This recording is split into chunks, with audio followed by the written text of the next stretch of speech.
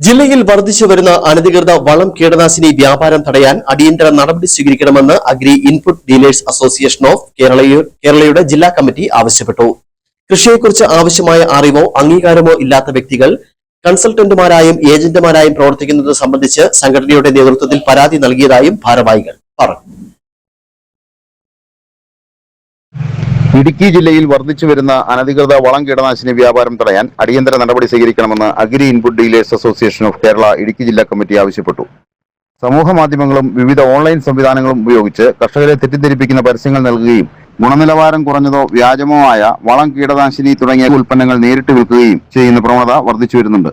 ഗുണനിലവാരമില്ലാത്ത വളം കീടനാശിനി തുടങ്ങിയ ഉൽപ്പന്നങ്ങളുടെ ഉപയോഗം കാർഷിക ഉൽപ്പാദനത്തെയും പരിസ്ഥിതിയെയും മനുഷ്യാരോഗ്യത്തെയും ബാധിക്കുന്നുണ്ടെന്ന് ബന്ധപ്പെട്ട അധികാരികൾ പരിശോധിക്കണമെന്നും സംഘടന ആവശ്യപ്പെടുന്നു.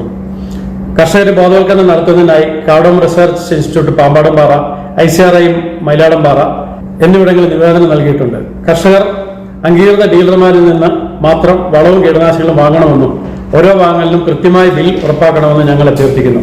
കൃഷിയെക്കുറിച്ച് ആവശ്യമായ അറിവോ അംഗീകാരമോ ഇല്ലാത്ത വ്യക്തികൾ കൺസൾട്ടന്റുമാരായും ഏജന്റുമാരായും പ്രവർത്തിച്ച് ഇത്തരം ഉൽപ്പന്നങ്ങൾ കർഷകരിലെത്തിക്കുന്നത് നിയന്ത്രിക്കണം. ഇത് സംബന്ധിച്ച് മുഖ്യമന്ത്രിക്കും കൃഷിമന്ത്രിക്കും സംഘടന പരാതി നൽകിയിട്ടുണ്ട്. സംസ്ഥാനത്തിന് പുറത്തുനിന്ന് ജില്ലയിലേക്ക് എത്തുന്ന അനധികൃതവും ഗുണനിലവാരമില്ലാത്തതുമായ കാർഷിക ഉൽപ്പന്നങ്ങൾ തടയുന്നതിനായി ചെക്ക് പോസ്റ്റുകളിൽ കൃഷി വകുപ്പിന്റെ പരിശോധന ശക്തമാക്കണമെന്നും പരിശോധനയ്ക്കായി പ്രത്യേക സ്ക്വാഡ് രൂപീകരിക്കണമെന്നും സംഘടന ആവശ്യപ്പെട്ടു. കർഷകർ അംഗീകൃത ഡീലർമാരിൽ നിന്ന് മാത്രം വളവും കീടനാശിനികളും വാങ്ങണമെന്നും ഓരോ വാങ്ങലിനും കൃത്യമായ ബിൽ ഉറപ്പാക്കണമെന്നും സംഘടന അഭ്യർത്ഥിച്ചു. അസോസിയേഷൻ ജില്ലാ ഭാരവാഹികളായ സോജൻ കുര്യാക്കോസ്, മനോജ് മാത്യു, ജയ മാത്യു, ടിറോഷ് ജോർജ് എന്നിവർ വാർത്താ സമ്മേളനത്തിൽ പങ്കെടുത്തു. News bureau, Nedumkandam.